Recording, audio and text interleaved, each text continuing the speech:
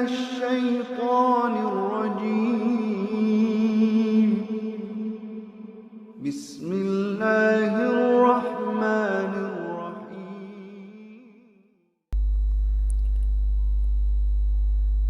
السلام علیکم ورحمۃ اللہ وبرکاتہ.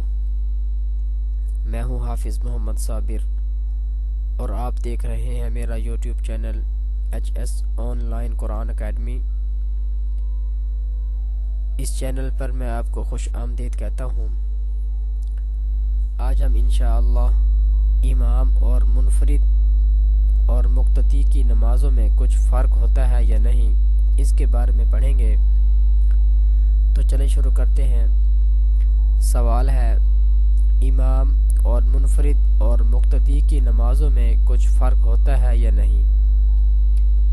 جواب ہاں، امام اور منفرد اور مقتدی کی نماز میں تھوڑا سا فرق ہے.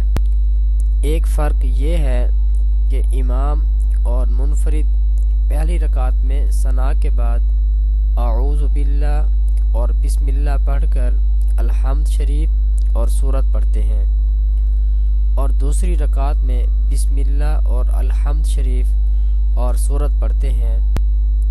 مگر مقتدی کو صرف پہلی رکعت میں ثنا پڑھ کر دونوں رکعتوں میں خاموش کھڑا رہنا چاہیے. دوسرا فرق یہ ہے کہ رکوع سے اٹھتے وقت امام اور منفرد سمیع اللہ لمن حمیدہ کہتے ہیں، اور منفرد تسمیع کے ساتھ تحمید بھی کہہ سکتا ہے، مگر مقتدی کو صرف ربنا لک الحمد کہنا چاہیے. سوال: نماز کی 3 یا 4 رکعتیں پڑھنی ہوں تو کس طرح پڑھیں؟ جواب: 2 رکعتیں تو اسی قاعدے سے پڑھی جائیں جو اوپر بیان ہوا، مگر قاعدہ میں التحیات اور تشہد کے بعد درود شریف نہ پڑھیں، بلکہ اللہ اکبر کہہ کر کھڑے ہو جائیں. پھر اگر نماز واجب یا سنت یا نفل ہے تو 2 رکعتیں پہلی 2 رکعتوں کی طرح پڑھ لیں، اور اگر نماز فرض ہے تو تیسری رکعت اور چوتھی رکعت میں الحمد شریف کے بعد سورت نہ ملائیں. باقی اور سب اسی طرح پڑھیں جیسے پہلی 2 رکعتیں پڑھی ہیں. سوال: نماز سنت یا نفل کی 3 رکعتیں بھی پڑھی جاتی ہیں یا نہیں؟ جواب: نماز سنت یا نفل کی 3 رکعتیں نہیں ہوتی، 2 یا 4 رکعتیں ہی پڑھی جاتی ہیں. سوال: رکوع کرنے کا صحیح طریقہ کیا ہے؟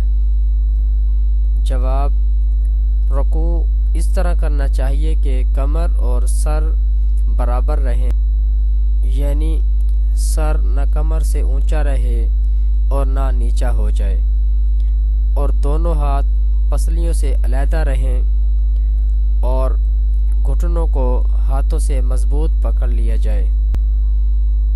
سوال: سجدہ کرنے کا ٹھیک طریقہ کیا ہے؟